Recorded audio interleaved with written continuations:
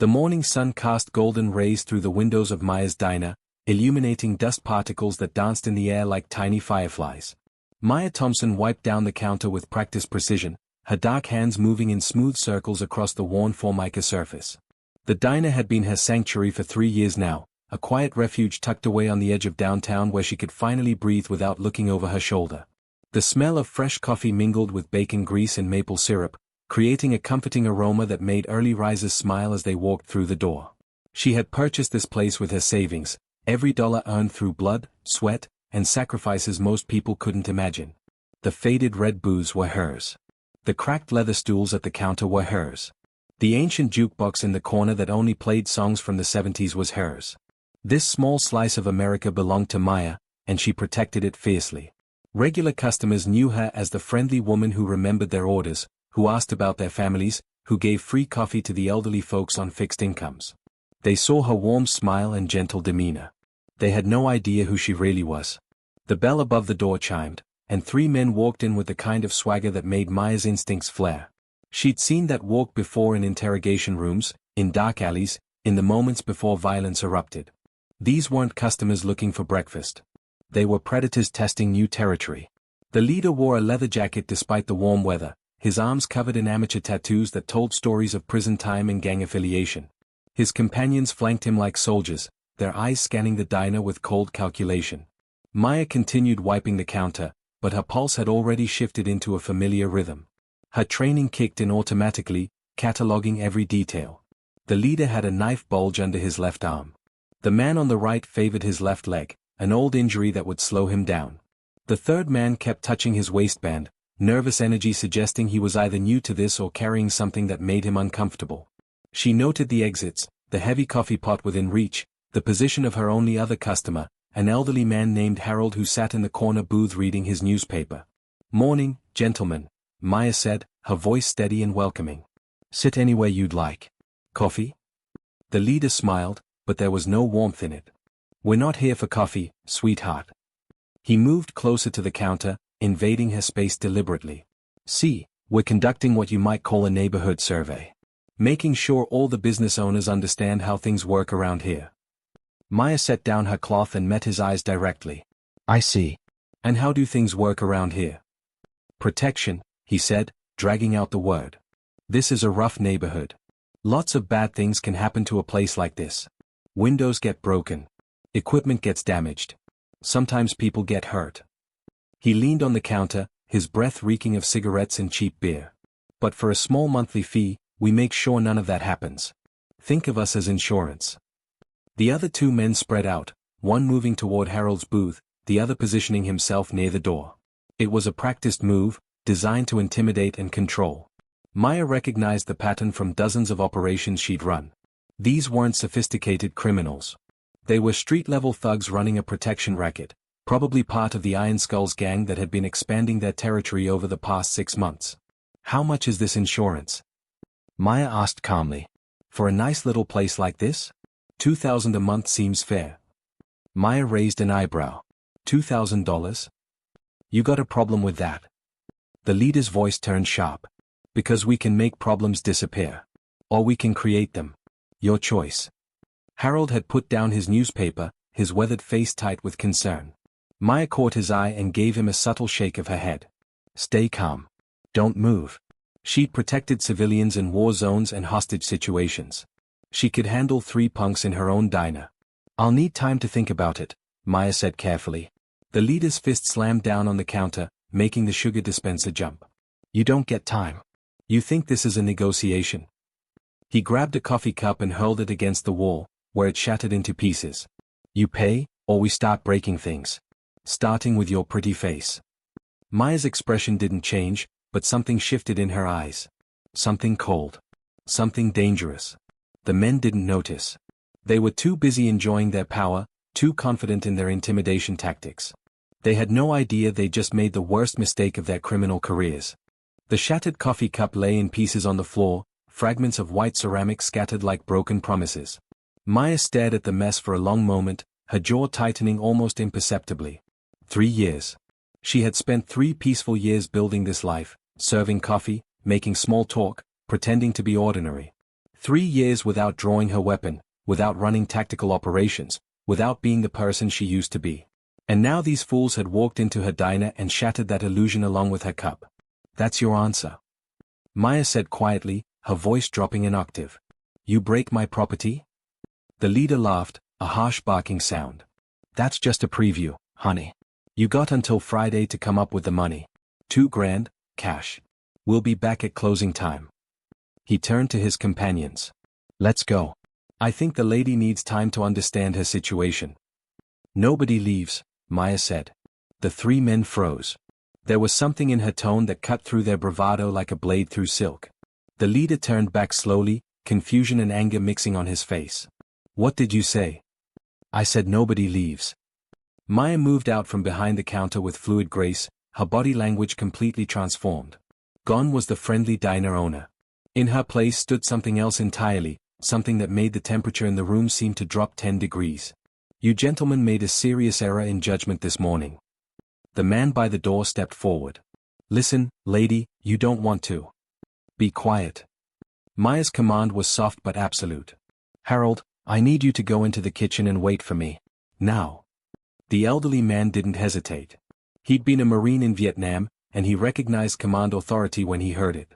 Harold moved quickly toward the kitchen, his newspaper forgotten on the table. The door swung shut behind him with a soft whoosh. The leader's hand moved toward his knife. You making threats? That's stupid. There's 3 of us and 1 of you. You're just some woman playing restaurant. My name is Maya Thompson, she said, each word precise and deliberate. But that's not the name I used for 15 years. For 15 years, I was Special Agent Maya Thompson, Federal Bureau of Investigation, Criminal Investigative Division. I specialized in organized crime and violent gangs. I've taken down operations from Boston to Los Angeles. I've put away over 200 criminals, including 17 gang leaders who thought they were untouchable. The men glanced at each other, uncertainty creeping into their expressions. Maya continued, circling them slowly like a predator assessing prey. I retired 3 years ago after a particularly difficult case. I bought this diner because I wanted peace. I wanted to serve coffee and eggs. I wanted to stop seeing the worst of humanity every single day. Her voice hardened. And you 3 walked in here and ruined that. You threatened me. You threatened my business. You broke my property. Worse, you did it in front of Harold, a man who's been coming here every morning for 2 years, a man who reminds me there are still good people in this world. The leader tried to recover his bravado. So what?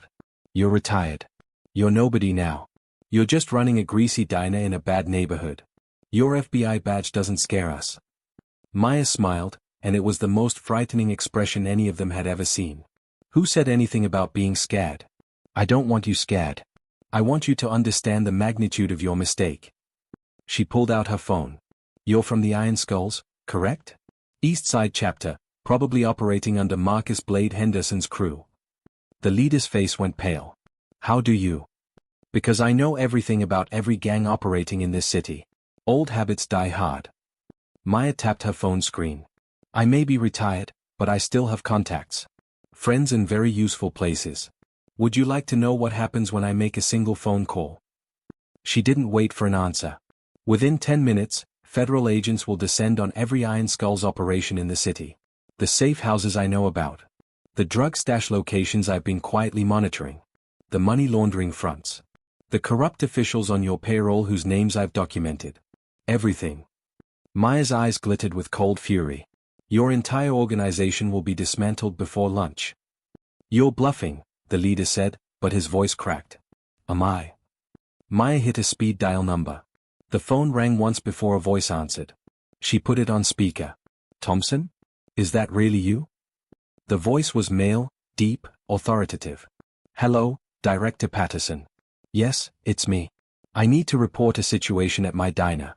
3 members of the Iron Skulls gang just attempted to extort protection money from me. They're still on premises. There was a pause, then a sound that might have been laughter or disbelief. They did what? They tried to shake down Maya Thompson? The Iron Skulls must have a death wish. Apparently so, Maya said coolly. I'm invoking Emergency Protocol 7. I want a full tactical response team here in 15 minutes, and I want warrants issued for every Iron Skulls location in my files. All of them, Tom. Burned the whole operation to the ground. The three men stood frozen, their faces showing the dawning realization of their catastrophic error. Protocol 7 was FBI code for total organizational destruction, reserved for cases where a federal agent's life had been threatened.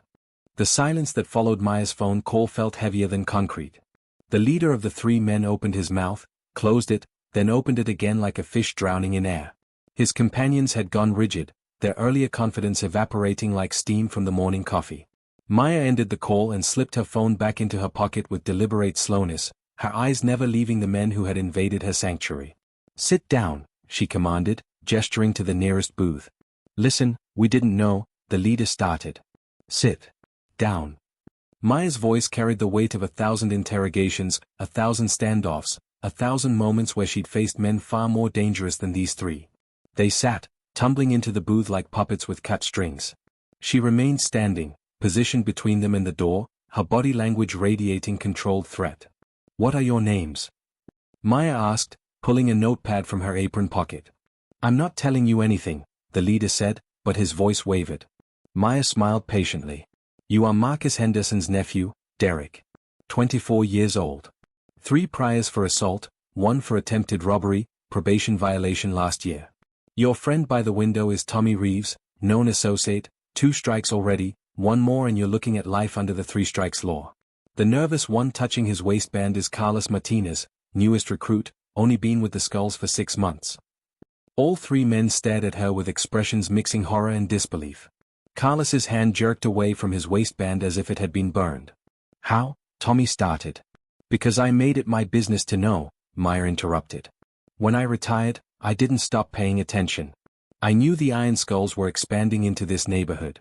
I knew Marcus was using his family members to run protection rackets because he thinks blood loyalty makes people harder to flip. I knew you specifically, Derek, were handling this street because your uncle wants to test if you're ready for more responsibility." She leaned forward, her presence overwhelming. "What Marcus doesn't know is that he sent you into a trap." Derek's eyes widened. "What do you mean?" "I mean I've been waiting for this," Maya said quietly. "Not specifically you 3, but someone from the Skulls. I knew eventually they'd target my diner. I've been preparing for months. Every transaction, every suspicious activity I've witnessed in this neighborhood has been documented. I have recordings. I have photographs. I have testimony from citizens too scared to go to the police but willing to talk to me because they trust me." She paused. "I have enough evidence to put your uncle away for 20 years. The words hung in the air like a death sentence. Outside, sirens began wailing in the distance, growing steadily louder. Carlos started to shake. Tommy put his head in his hands. Derek alone maintained eye contact with Maya, though sweat beaded on his forehead. "Why?"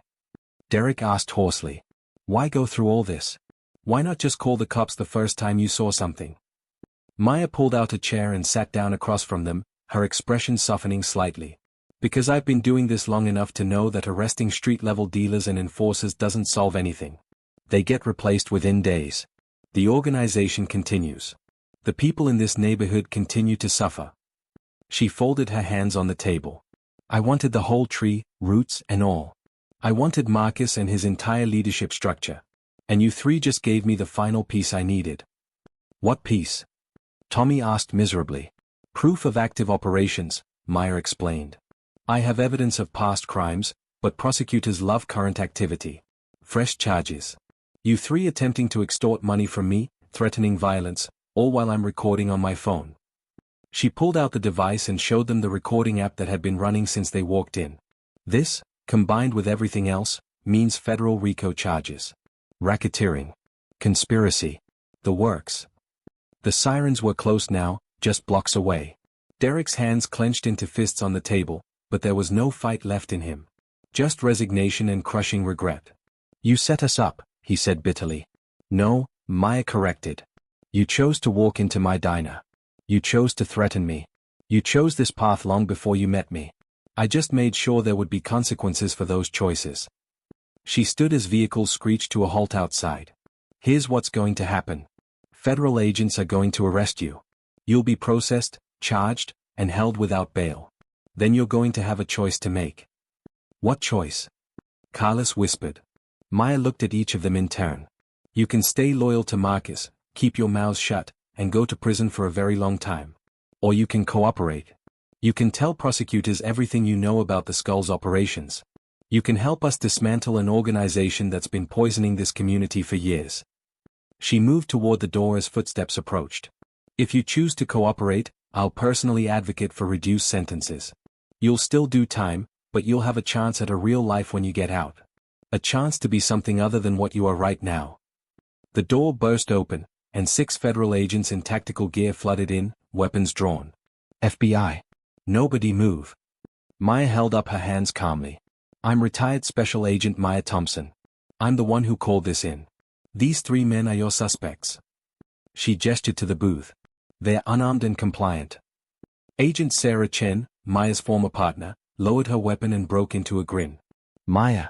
God, it's good to see you. Though I wish it were under better circumstances. Me too, Sarah. Me too.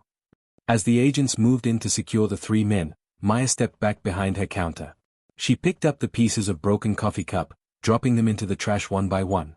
Through the kitchen door, she could see Harold peeking out nervously. It's okay, she called to him. Come on out. The excitement's over. Let me pour you a fresh cup, on the house. Harold emerged cautiously, watching as the 3 gang members were handcuffed and read their rights. That was the most incredible thing I've ever seen, he said in awe. You really were FBI? Maya smiled wearily. Was. Past tense. Once a Marine, always a Marine, Harold said firmly. I suspect it's the same with you. He was right, of course. She could retire from the job, but she couldn't retire from who she was. The diner had cleared of federal agents within an hour, leaving only Maya, Sarah Chen, and the lingering smell of adrenaline and coffee. They sat in the corner booth where Harold had been reading his newspaper, though Harold himself had left with a promise to return the next morning, his eyes still bright with amazement at what he'd witnessed. Outside, civilians gathered on the sidewalk, phones out, filming the aftermath of what would become neighborhood legend. Sarah stirred her coffee absently, studying her former partner with a mixture of concern and admiration. You know this is going to blow up your cover, right? Every gang in the city will know who you are by tomorrow. Maya nodded slowly. I know. Part of me has been expecting it, waiting for it even. 3 years is a long time to pretend to be someone else. She traced a finger along a crack in the table. Maybe I was tired of hiding. Director Patterson is already moving on the warrants. We'll hit 12 locations simultaneously at 5 p.m. Sarah leaned forward. We're going to need you at headquarters. The prosecutors want your testimony, your files, everything. This could be the biggest gang takedown this city has seen in a decade. I'll be there, Maya promised. But first, I need to understand something. How did Marcus Henderson get so powerful? When I retired, the Iron Skulls were a mid-level operation running drugs and stolen goods. Now they're running protection rackets, legitimate businesses, they've got politicians in their pocket. What changed? Sarah's expression darkened. Marcus changed. 3 years ago, right after you left, he orchestrated a merger with 2 other gangs. Consolidated power, eliminated rivals, brought in new revenue streams. He's smart, Maya. Smarter than the usual street thugs. He went to business school before he turned to crime, if you can believe that. He runs the Skulls like a corporation, complete with territories, quarterly earnings, and middle management. That's why street-level arrests don't work, Maya muttered. He's insulated himself with layers of deniability. Exactly. We've been trying to get to him for 2 years, but every witness disappears or recants. Every paper trail leads nowhere. Until now. Sarah's eyes gleamed with fierce satisfaction. Those 3 idiots you grabbed today are direct links to Marcus. Derek is his nephew, which means family testimony. The prosecutors are salivating. Maya's phone buzzed. She glanced at the screen and her expression hardened. It's a text from an unknown number. Sarah tensed. What does it say? Maya read aloud, You made a mistake today, Agent Thompson. You should have stayed in your kitchen. Marcus Henderson. She set the phone down carefully. Well, that was fast. He's threatening you? Sarah reached for her radio. I'm calling in protection detail right now. No, Maya said firmly. That's exactly what he wants. He wants me scared, off balance, maybe willing to negotiate. But Marcus Henderson doesn't understand who he's dealing with. She stood and walked to the window, looking out at the street where she'd built her new life. For 3 years, I've been passive. Watching, documenting, but not engaging. That ends now. Sarah joined her at the window. What are you planning, Maya? I'm planning to do what I do best, Maya said quietly. I'm going to hunt him. Not as a retired agent watching from the sidelines, but actively. I'm going to find every weakness, every vulnerability, every secret Marcus Henderson has ever tried to hide. And then I'm going to use it to bury him so deep he'll never see daylight again. You want back in, Sarah realized. You want to return to the bureau. Maya turned to face her former partner. Temporary reinstatement, consultant status, whatever it takes. I built the case against the Skulls. I know their operations better than anyone. And now they've directly threatened a federal agent. That gives us legal authority to go after them with everything we have. Her voice dropped to steel. Marcus Henderson just declared war. He doesn't realize he's already lost. Sarah pulled out her phone. I'll call Director Patterson. He'll approve the reinstatement immediately. God knows we need you.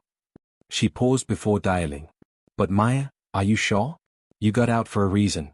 The job nearly destroyed you last time. The Garcia case, the undercover operation that went wrong, watching your partner get shot.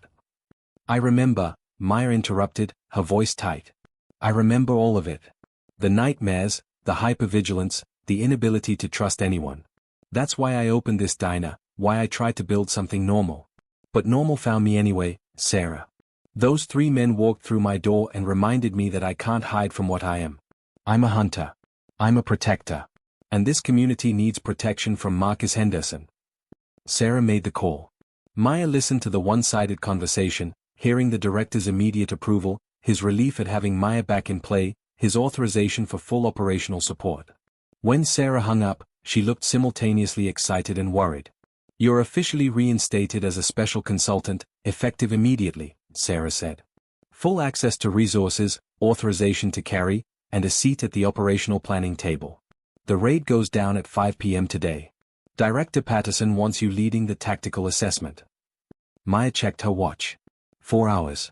4 hours to prepare for the operation that would either cripple the Iron Skulls forever or escalate into something far more dangerous. She walked to the back office of her diner and unlocked a drawer she hadn't opened in 3 years. Inside lay her FBI credentials, her service weapon, and a small leather notebook filled with 3 years of observations about the Iron Skulls operations. She picked up the weapon, feeling its familiar weight in her hand. The Glock 9mm had been with her through dozens of operations, had saved her life more than once. She'd hoped never to carry it again. She'd been naive to think that was possible. There's something else, Sarah said from the doorway. Marcus knows where your diner is, which means he knows where you are. We need to assume he's got people watching right now, planning a response. You're a target, Maya. Maya holstered the weapon at her hip, feeling it settle into place like it had never left. Good, she said coldly. Let them watch. Let them plan. Let Marcus Henderson spend the next 4 hours thinking he has time to prepare. She turned to Sarah with eyes that held no mercy, no hesitation. Because at 5 p.m., we're going to show him what happens when you threaten a federal agent in her own home. The tactical operations center hummed with controlled chaos. Maps of the city covered every wall, marked with red pins indicating Iron Skull's locations. Federal agents moved between computer stations, coordinating 12 simultaneous raids across the metropolitan area.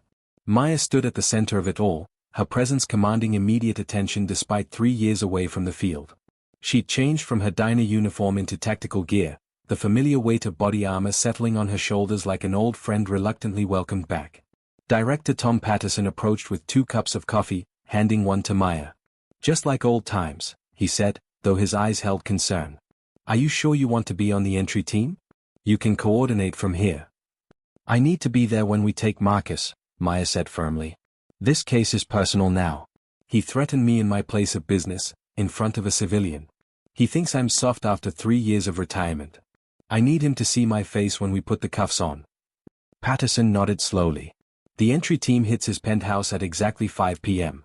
We have warrants for everything: weapons, drugs, racketeering, conspiracy to commit murder. Every phone call he's made today has been monitored. He knows something's coming, but he doesn't know the scale. He's called in 30 of his top enforcers to the penthouse for a war council. He smiled grimly. He's gathering all our targets in one location. Sarah appeared at Maya's elbow, adjusting her tactical vest. Derek Henderson is talking. He flipped an hour ago, spilling everything about his uncle's operations. The prosecutors say it's the best witness testimony they've had in years. He's giving us names, locations, bank accounts, everything. What made him turn? Maya asked. You did, Sarah replied. He said something about how you offered him a choice, a chance at something better. His exact words were, she didn't treat me like garbage, she treated me like someone who could change.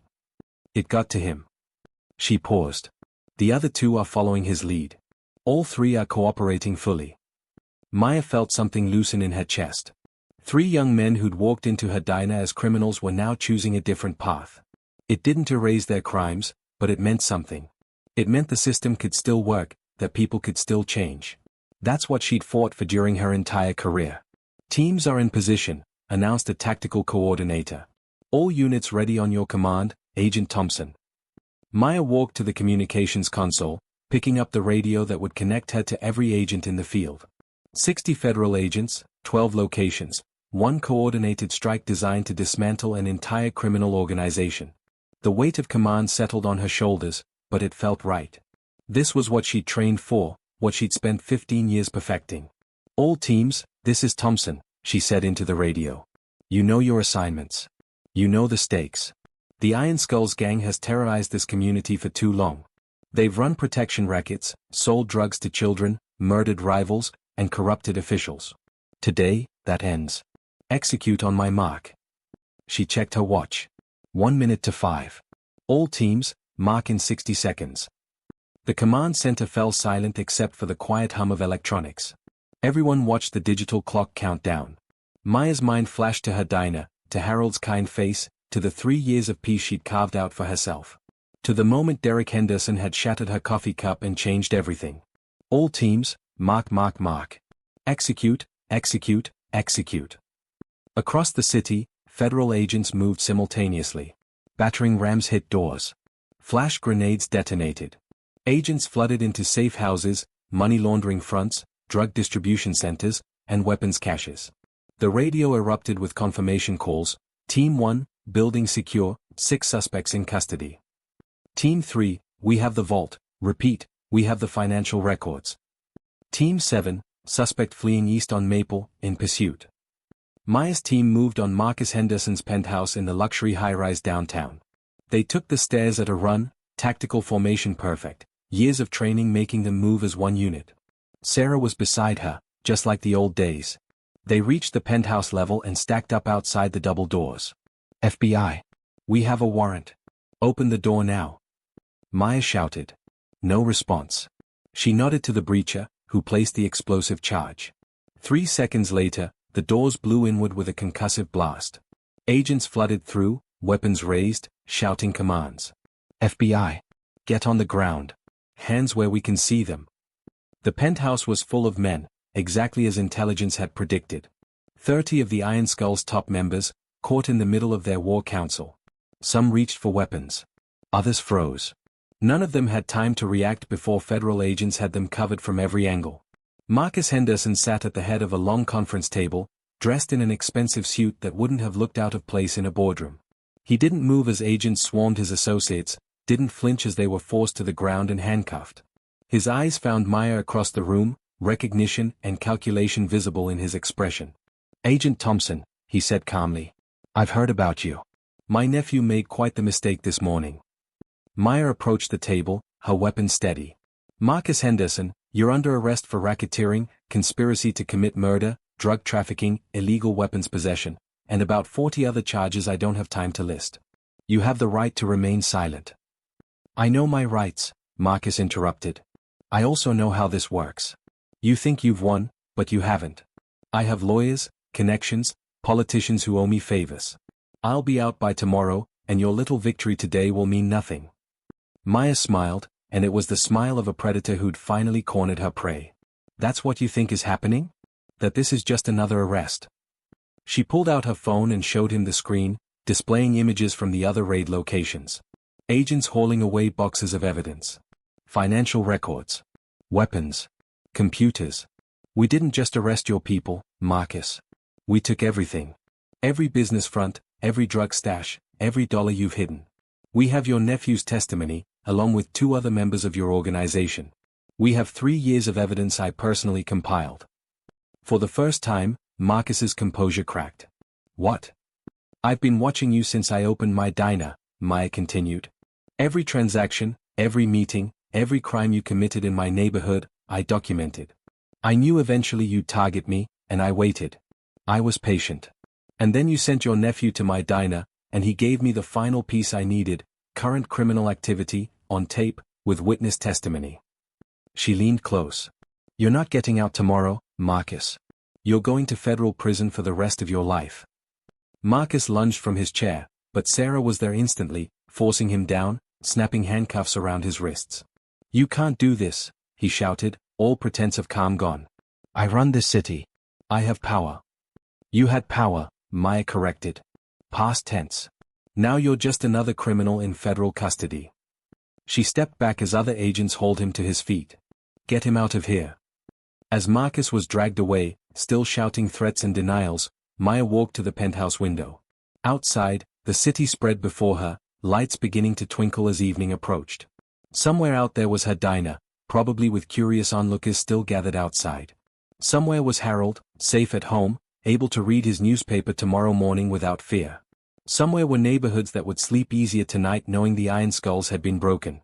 Sarah joined her at the window. All teams reporting in. Total of 73 arrests, including Marcus. We seized $2 million in cash, 14 kilograms of drugs, 37 weapons, and enough evidence to prosecute for years. It's over, Maya. You did it. Maya nodded slowly, exhaustion suddenly hitting her like a physical force. What happens now? Now?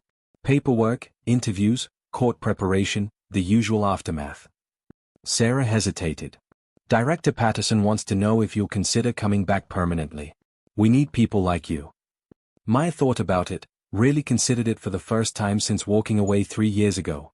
The rush of the raid, the satisfaction of taking down Marcus Henderson, the knowledge that she'd made a real difference today, all of it called to something deep inside her.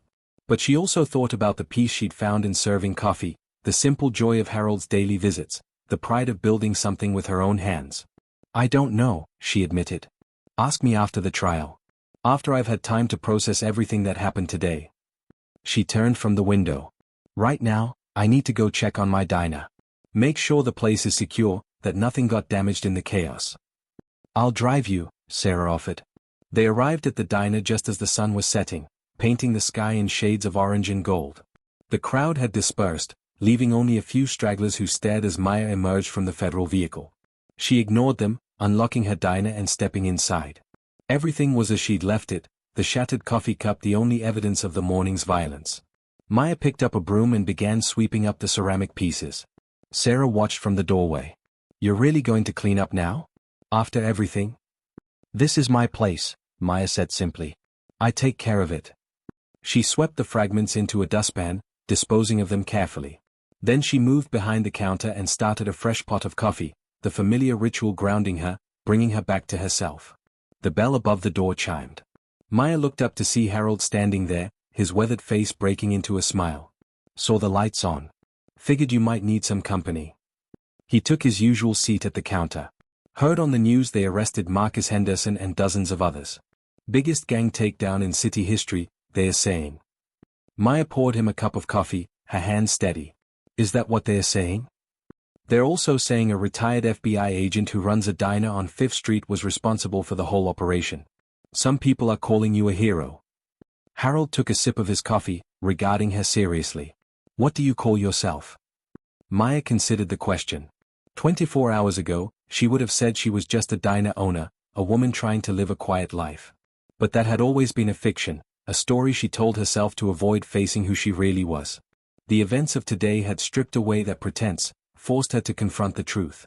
I'm someone who protects people, she finally said. Whether I'm wearing a badge or an apron, that's what I do. That's who I am. Harold nodded approvingly. Then I'd say this city is lucky to have you, in whatever capacity you choose. He raised his coffee cup in a toast. To Maya Thompson, retired agent, diner owner, and the most dangerous person to ever serve me breakfast. Maya laughed, a genuine sound that released some of the tension she'd been carrying since the morning. She clinked her own coffee cup against his. I'll drink to that. As they sat in comfortable silence, the diner's neon sign flickered to life outside, casting its warm glow onto the sidewalk. Tomorrow, she would testify before prosecutors. She would help build the cases against Marcus Henderson and the Iron Skulls. She would decide whether to return to the FBI permanently or continue running her diner. But tonight, she was exactly where she needed to be, serving coffee to a friend in the place she'd built with her own determination. The door chimed again. A young woman entered hesitantly, looking around nervously. "Are you open? I heard what happened here today, and I wanted to say thank you. The Iron Skulls threatened my family last month. We were too scared to report it. But now, knowing someone stood up to them, knowing they're gone." Her voice broke with emotion. "Thank you for making our neighborhood safe again." Maya came around the counter and took the woman's hand gently. "You're welcome here anytime. Coffee's on the house tonight." As the woman sat down, wiping tears from her eyes, Maya realized this was her answer. This moment, this connection, this impact on real people's lives. She didn't need to choose between being an agent and being a diner owner. She had spent 3 years thinking they were separate identities, but today had proven they were one and the same. She could protect people from behind a badge or behind a counter. The location didn't matter. The title didn't matter. What mattered was the choice to stand up when others couldn't, to fight when others were afraid, to be the shield between good people and those who would harm them. More people began trickling in as word spread through the neighborhood. People who'd been too frightened to leave their homes after dark. Families who'd paid protection money they couldn't afford. Business owners who'd watched their dreams crumble under gang pressure. They came to Maya's diner not just for coffee, but for hope. For proof that courage could triumph over fear, that justice could prevail over corruption. Maya served them all, pouring coffee, taking orders, listening to their stories of relief and gratitude. Sarah stayed to help, and together they transformed the diner into something it had never quite been before, a community center, a celebration, a symbol of resilience. As midnight approached and the last customers finally left, Maya locked the door and leaned against it, surveying her domain. The worn Formica counter, the cracked leather stools, the ancient jukebox, all of it had witnessed history today. Her sanctuary had become a battlefield and then a gathering place for healing. "You're going to keep the diner, aren't you?" Sarah asked, helping wipe down tables. "Yes," Maya said without hesitation. "But I'm also going to accept Patterson's offer. Consultant status, part-time, whatever works. I'll help with cases when I'm needed, train new agents, provide expertise. But this place?" She gestured around the diner. "This is my home. This is where I belong." Sarah smiled. "The best of both worlds." "Something like that." Maya hung up her apron and picked up her FBI credentials from where she'd left them on the counter.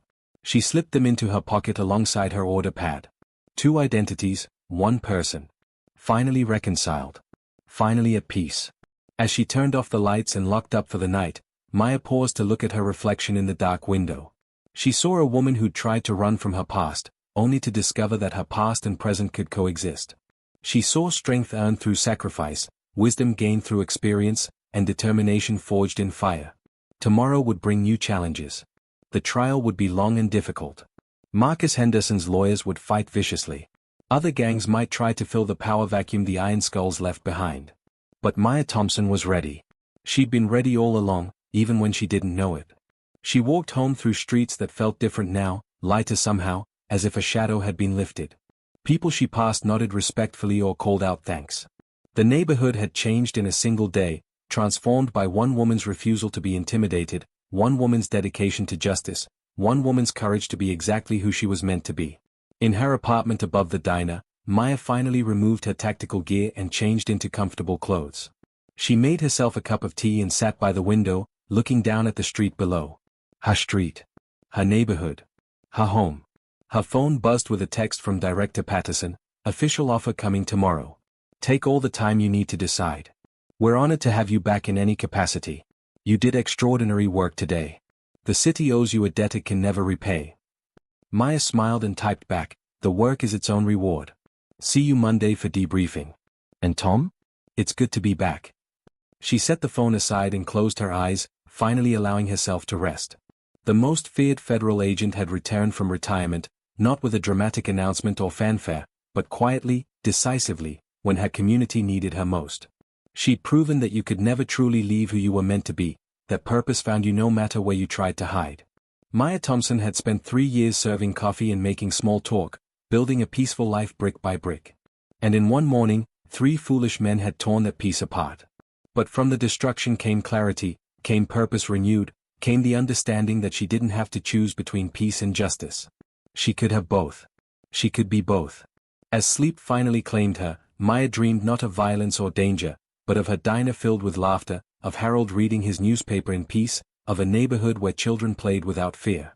She dreamed of tomorrow's sunrise bringing new customers, new conversations, new opportunities to make a difference in small, meaningful ways. The gang had harassed a woman at her diner, thinking she was an easy target. They'd learned, too late, that they'd challenged the most feared federal agent in the city's history. But more than that, they'd learned that true strength didn't come from violence or intimidation. It came from dedication, from protecting others, from standing firm when everything said to run. Maya Thompson had stood firm. And in doing so, she'd reminded everyone, including herself, that heroes didn't always wear badges. Sometimes they wore aprons. Sometimes they served coffee. Sometimes they were exactly where they needed to be, doing exactly what they were meant to do, waiting patiently for the moment when their particular skills and courage were required. That moment had come. Maya had answered the call. And neither she, nor the city she protected, would ever be quite the same again.